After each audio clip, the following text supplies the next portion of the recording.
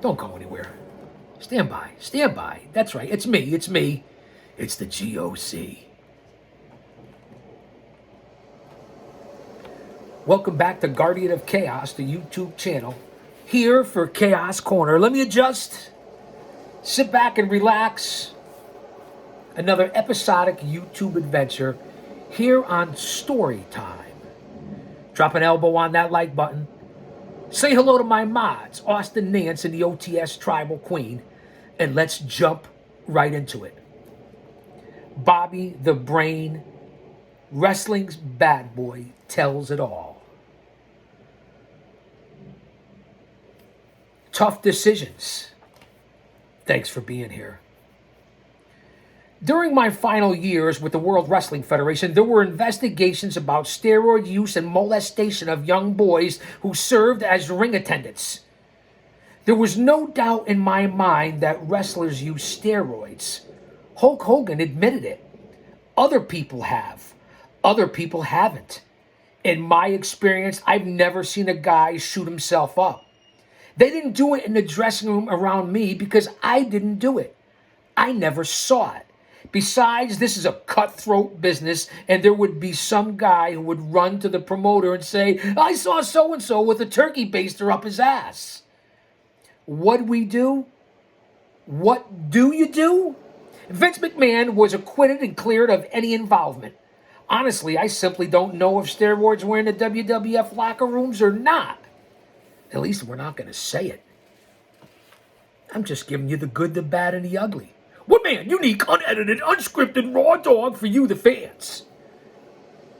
There was a big stink made about it. That trial cost Vince millions of dollars, and the jury found him not guilty. It came down to Vince having a lot of money and a great lawyer. Justice prevailed. I had to go before the grand jury about steroid use in the WWF. I told them the truth. I never saw steroids. I saw a lot of guys with paper bags, but that was it. Court adjourned, court in session. Hold on, I need a sidebar. Stand by. Alexa, play tropical thunderstorm sounds. Here's a station based. Do you see what happens here when you rely on robots? Where you don't have a pre-programmed or anything like that? That's why we are who we are, and that's why this show is raw dog and relatable to you, the fans. Because of an insider's look. 40-year journey, 30-year in-ring career. Who took the fucking bumps? Remember that. Until you've done it, don't say it. What? I'm just giving you some levity and truth here on the show so you know what the fuck you're watching. Tough decisions. Bobby the Brain Heenan. I know that George Zahorian, the doctor who was convicted in another trial, would show up in Hershey wearing a long white coat and carrying 2 big doctor bags. There would be a line outside his door. I went to him once to get some water pills to lose some weight I was retaining. He offered to give them to me for $4 or $5 a pill. Then he told me I'd have to urinate all the time. I couldn't do a broadcast for 3 hours when I had to pee every 30 seconds. Besides, I could have gotten a prescription for the pills from my own doctor. As for the molestation, these were young guys who wanted to get into the business like I did. Tom Cole, the ring attendant who started all the accusations, was a troubled soul. When I first saw him, I could tell he had problems. I put up the ring too when I was a kid. I carried the jackets as well. But I never had a relationship with another man to get ahead in the business or to keep my job. No one ever proposed, at least Crusher didn't kiss like he was gay.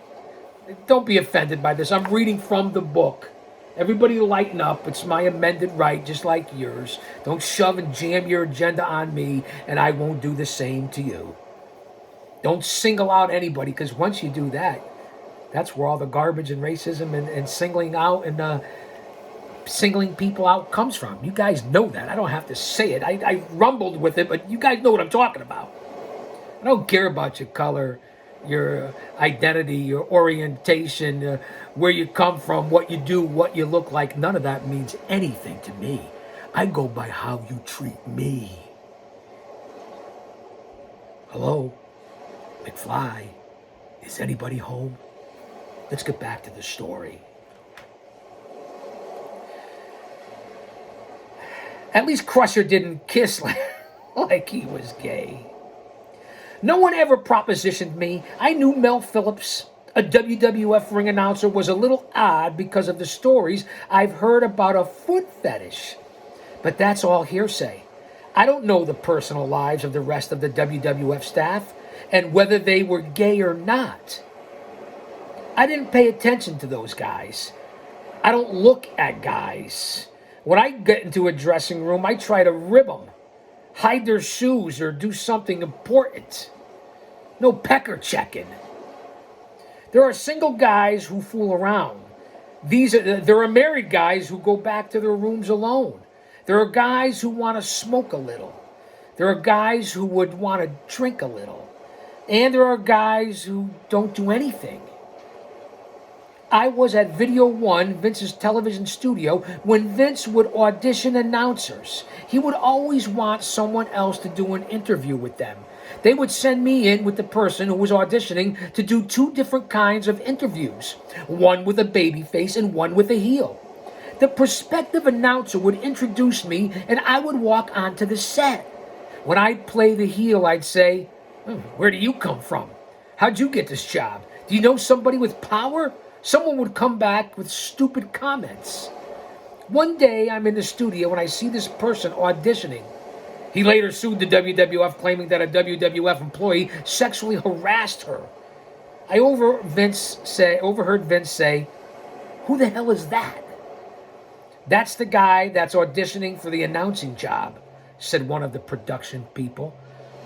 "Huh," Vince grunted. That was never a good sign. Motion detected at front camera. I'm always watching. Just remember that. Somebody's always watching. And they're all watching us. The new announcer came to a production meeting and he was introduced to everyone. I never saw anyone approach him. Vince simply didn't like his style. I heard the stories about him getting propositioned, but I don't think he was around long enough.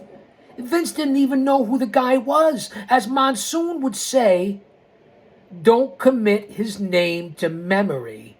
He won't be here that long, and he wasn't. It just didn't work out. Vince told us that when everything was going good, people wanted to knock you and bring you down. We thought that's what was going on. Nothing ever came of it. Vince is still in business, and he still has his people.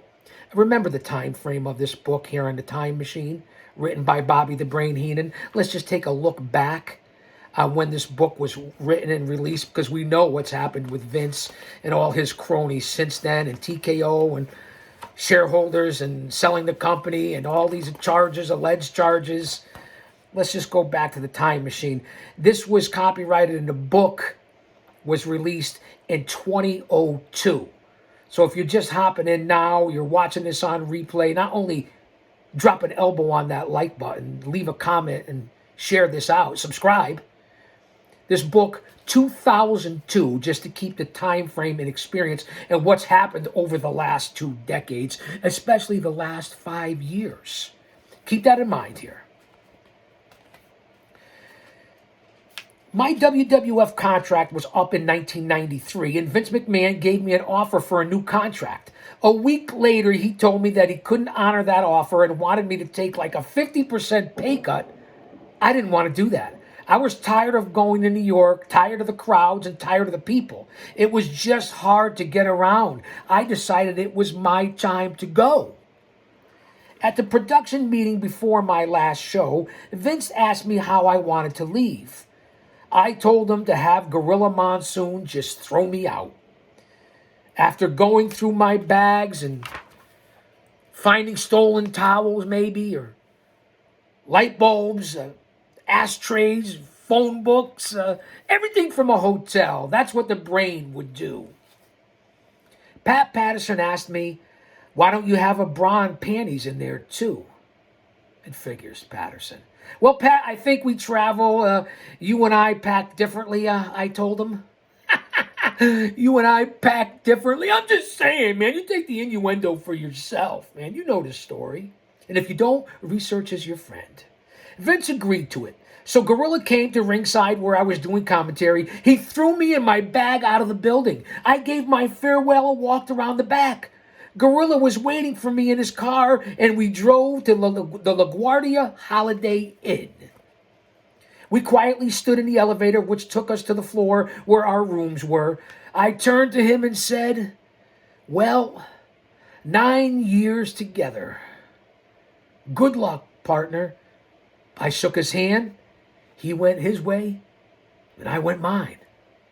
I got into my room. There was a big basket of fruit in there, all bananas. I called Gorilla. I have some bananas here. Do you want them? He came down the hall, and I gave him his favorite fruit. We must have hugged and cried for an hour. Gorilla Monsoon's real name was Robert Morella. Before he wrestled, he was a singer in Toronto called Gino Morella. Doing prime time in a studio and voiceover work for Wrestling Challenge was repetitious since we were seeing the same match 4 to 5 times a week. But working with Gorilla Monsoon was a joy, the highlight of my career. He was the most honest, gentle, intelligent man I ever met. He had a tremendous mind. He was educated and smart, and he knew about the human body, including all the muscles and parts. He would yell, he kicked him in the gluteus maximus. I'd say, yeah, he kicked him in the ass. Or kicked him in the butt, whichever you want to say. He loved to gamble, playing blackjack and cards. He always carried $25,000 in cash. I would ask him, what would you do with all that money? He'd say, what if I want to buy something? What? A house, I'd say? If you're driving through Green Bay, maybe you should buy the football team and a bratwurst, I said. He was very family-oriented, and when Joey, his boy, and a referee from the WWF was killed in a car accident that took his heart out of Gorilla. When I left there was no more prime time. His desire to work diminished after the loss of his son Joey, and I can understand why. Alexa, play tropical beach sounds. For you, the fans. This is a station based on tropical beach sounds by Rain Sounds. It's unbelievable. As the water washes over us here at Chaos Corner. We're less than 15 minutes in. Don't go anywhere. Tough decisions. Bobby the Brain Heenan. Alexa, lower the sound. I feel like it was going down with the Tidy Bowl, man. Primetime Wrestling, the show we co-hosted on the USA Network, was the #1 show on that channel.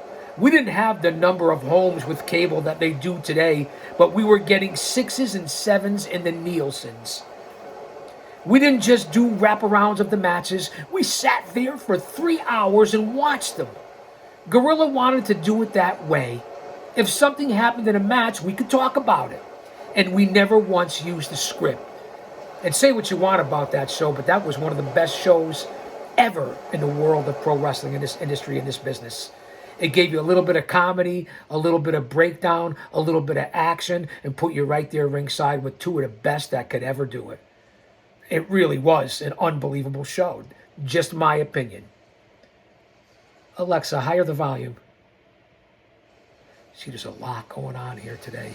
Internet access, the grid, electricity, the power. You can't control the planet and what's happening or what's about to happen as I just throw that in here on story time.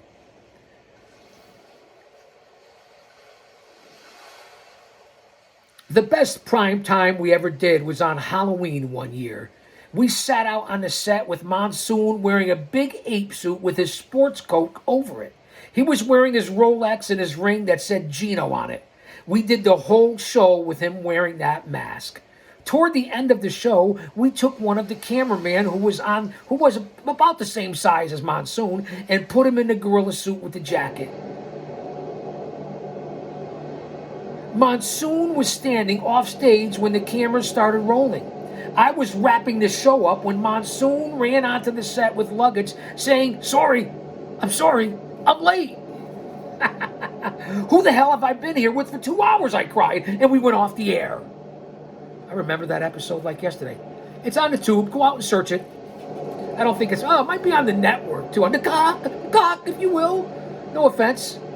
In addition to his television duties, Monsoon would sit back in the aptly named gorilla position, directing traffic during tapings. On television, the finishes of the matches were carefully timed out. If it was a 6-minute match, Gorilla would say to Mel Phillips, the ring announcer, through his headset, give it to him. After 4 minutes, Mel would put a pencil in his mouth. When the referee or the wrestler saw the pencil in his mouth, they knew they had 2 minutes to finish the match. This is old school. This is OG. That's how you did it. What a difference between the territories and the OG days and to what's going on in today's industry. I'm just telling you.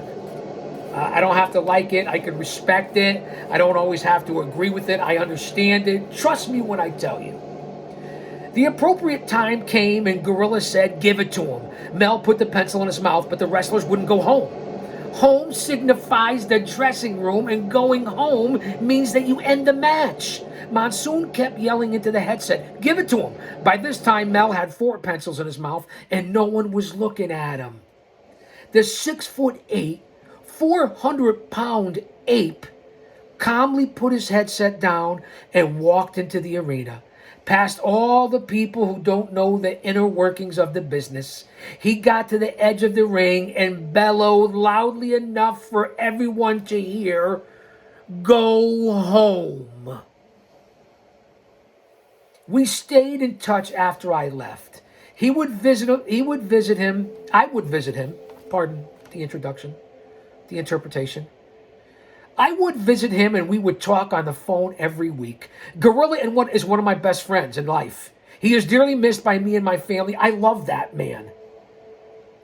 One of the few times I didn't work with Monsoon was when McMahon wanted to do a half-hour program called The Bobby Heenan Show. It was basically a half hour within the block that Primetime had. I would have guests on the show, including Heather Hunter, who was a porn star at the time. McMahon had Jim Troy to go to the USA Network to make the deal, but the guy never went and did it. McMahon had a contract with USA for 2 hours of wrestling. The USA claimed that they weren't getting 2 hours of wrestling, but 90 minutes of wrestling and a half hour of the Bobby Heenan Show. They were never talked to about it and never gave their okay. That was different programming in their eyes. We ended up only doing about 4 episodes. The Bobby Heenan Show was fun. Kind of like the Chaos Corner show right now being interrupted again. Alexa, play tropical beach sounds for my friends. With Amazon Music Unlimited, right? You can ask Alexa to play the I music apologize about the commercials, and I don't even get any ad revenue for this. It's really not fair. Am I correct? I think you guys are on the same page as me. Should I start your free trial and play tropical beach sounds? That's how they get you. No. Okay. I can play similar music instead for free. Here's a mix based on That's tropical how they beach get sounds you. by Rain Sounds on You listen, Amazon you paying Music. attention here? And then it goes low, then it goes high. It's really crazy. AI is a slippery slope. I know we're bouncing around here. It's story time, but this is what happens when you are live and you don't edit it. Live to tape. You guys get it, right? Ah, fuck it. You get the idea. If that's too loud, leave a comment in the chat, and Austin or Jen will lower it at the volume. All right, where was I? The Bobby Heenan Show, much like Chaos Corner, is fun. Was fun. Will be fun. But it also was hard to do at first. There was no audience and no band. I was making fun of these people on the show, but there was no timing and no one laughing. It was like looking into a mirror and telling yourself jokes. It just wasn't funny. Kind of like here sometimes when it's too quiet. Alexa, lower the volume. It's the same concept. You guys understand, right? Alexa, higher the volume. The Rosati sisters served as my oinkettes. Moo. No, wait. For the show, the oinkettes, the Rossetti sisters. They were really sisters and longtime wrestling fans from around the Poughkeepsie, New York area. Vince liked them for some reason and always gave them front row seats. They weren't rats, unattractive wrestling groupies, if you guys want terms, and didn't do anything with the boys. One night they were sitting in the front row of Madison Square Garden wearing pink snouts. I had Howard Finkel give me the microphone in front of 20,000 people. I said, "Be quiet for a minute. This is very important." I pointed to the Rossettis and their pig snouts. "Look at these three. Look at their faces. Can you imagine that? They're actually wearing lipstick." Vince eventually changed the format of primetime because he likes change. I also think that the original primetime was doing so well, there was a jealousy factor with some people. I've learned that in this business, there are some that will cut their nose off to spite their face. No kidding, Bobby. If anyone would know, it would be you. And this is dated 20 years ago, almost 25 years ago. Tough decisions. Bobby the Brain Heenan. One of wrestling's bad boy of managers, like David Schultz was the badass and bad boy of wrestlers. I just did the review here on the channel. Don't call me fake. Go back and check it out. I think you'll enjoy it. Okay, where were we? Let's get back. We'd usually be done. Vince and I co-hosted a new prime time. That's where we were. And my mind's like a lazy Susan. It'll come back around. This time with a live audience that was actually WWF office employees. After work, they'd have to come over and sit in the audience. And they couldn't go home until we were done. We taped 3 shows, and Vince was the kind of guy that if it started live at 8, he started at 8. But if he started taping at 8, and he started at 10:30 because he didn't have to go on the live air or the air live. Keep that in mind. If he started taping at 8, he started at 10:30 because it didn't have to go on the air live. Are you listening? He ran everything during the show, taking phone calls and being bugged by people with problems and questions that he had no answer to. Live. Think of the time frame here now. We'd usually be done by midnight. Regular wrestling fans would have gone home. The employees were not even allowed to go to the bathroom during the taping because you would have to empty spots in the audience. There were no seat fillers. It was a long day for all of us. On the show, Vince would still wear colorful outfits, but those were wild-looking sweatsuits. Merchandise he was advertising for the World Bodybuilding Federation. Vince had his hands in on everything. I would tease him. Obviously, some cheap motel is missing a shower curtain. Sean Mooney, another WWF announcer, eventually took over for Vince on Primetime Wrestling. After Sean left the WWF and was passing his resume around in the television industry, he never included his job in the WWF. He didn't even mention Titan Sports. Alexa, play tropical beach sounds. We're coming to the end here. Don't go anywhere. Here's a station based on tropical We're beach wrapping it sounds up by here. Rain Sounds. Bobby the Brain. Tough decisions. Bear with me in the technical difficulties. He never included Titan Sports, did Sean Mooney. There was absolutely no mention of wrestling. He was a handsome guy and looked good on TV, but maybe he was too good looking. Maybe he would have looked too good in one of those sweatsuits. Vince would not have liked that, to say the least. Alexa, lower the sound. You can't make it up. That's why I'm the guardian of chaos, and that's why this is Chaos Corner, and that's why this is live. Taped or not, it's live. I left the WWF in December without a job. I really wanted to get into acting, doing commercials and endorsements, but no one wanted to touch me because of wrestling. I soon realized to be an actor, you have to live in Los Angeles and be out there for the calls. I didn't want to fly from Tampa. I got a call from Eric Bischoff at WCW, and he made me an offer to work 1 day a week for the same money Vince had offered me. At the time, my daughter Jessica was going to the University of Alabama. Roll Tide. That's for you, Austin. I lived in Tampa and would work in Atlanta, which was only 200 miles from her. Once a week, I could go up and see her for lunch. That's why I took the job with WCW.